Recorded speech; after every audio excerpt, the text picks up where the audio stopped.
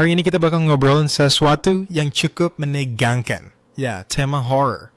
Kalian semua pasti pernah dengar cerita-cerita horror, kan? Betul banget.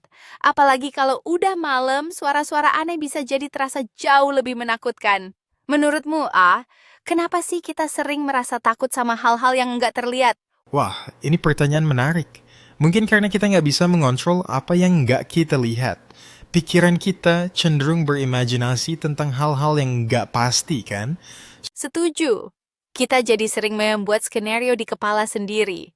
Bahkan, kadang cerita horor yang paling sederhana bisa terasa jauh lebih menakutkan karena imajinasi kita. Punya pengalaman pribadi, Ada sih, waktu kecil, gue sering diceritain tentang hantu yang suka muncul di jendela. Jujur, gue jadi takut kalau malam. Gimana dengan kamu, Be? Haha, gue juga pernah tuh.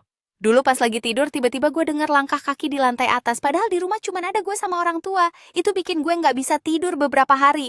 Wah, itu sih udah ngeri banget. Tapi, yang paling menarik menurut gue adalah gimana cerita horror seringkali berasal dari kepercayaan lokal. Kayak di Indonesia, banyak cerita tentang makhluk-makhluk yang belum tentu kita ngerti asal-usulnya. Betul, contoh kayak hantu kuntilanak, pocong, atau bahkan cerita tentang makhluk gaib yang berhubungan dengan alam.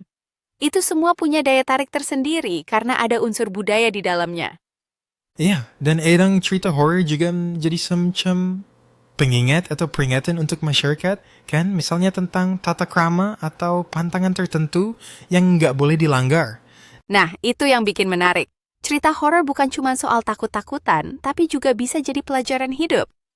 Tapi, menurutmu, apakah semua orang bisa percaya pada hal-hal gaib?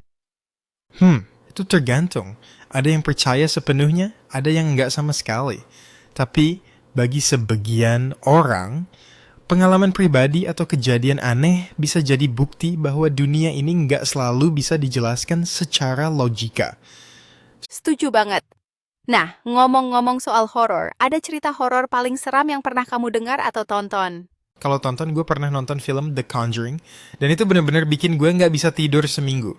Cuman, kayak yang kita bilang tadi, yang paling menakutkan, itu kadang bukan yang kita lihat, tapi yang kita imajinasikan. Betul. Horor itu sering kali tentang ketegangan, rasa penasaran, dan ketidakpastian. Itu yang bikin kita terus waspada dan nggak bisa santai. Wah, kita udah ngomongin horor lama banget, tapi kayaknya ini topik yang nggak akan pernah habis. Banyak banget cerita dan pengalaman yang bisa dibagikan. Iya, bener banget. Tapi sebelum kita tutup, ada nggak sesuatu yang bisa kita pikirkan bersama, semacam pesan yang bisa kita ambil dari cerita-cerita horor ini? Mungkin kita bisa belajar untuk lebih menghargai yang kita punya dan tetap berhati-hati. Kadang-kadang hal-hal yang kita anggap biasa bisa jadi berbahaya atau bahkan membawa kejadian-kejadian aneh yang nggak bisa kita jelaskan. Wah, itu bisa jadi pelajaran penting.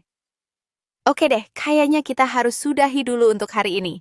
Terima kasih sudah dengerin ya. Sampai jumpa di episode berikutnya. Sampai jumpa. Jangan lupa untuk selalu waspada. Siapa tahu ada yang mengintai di balik pintu.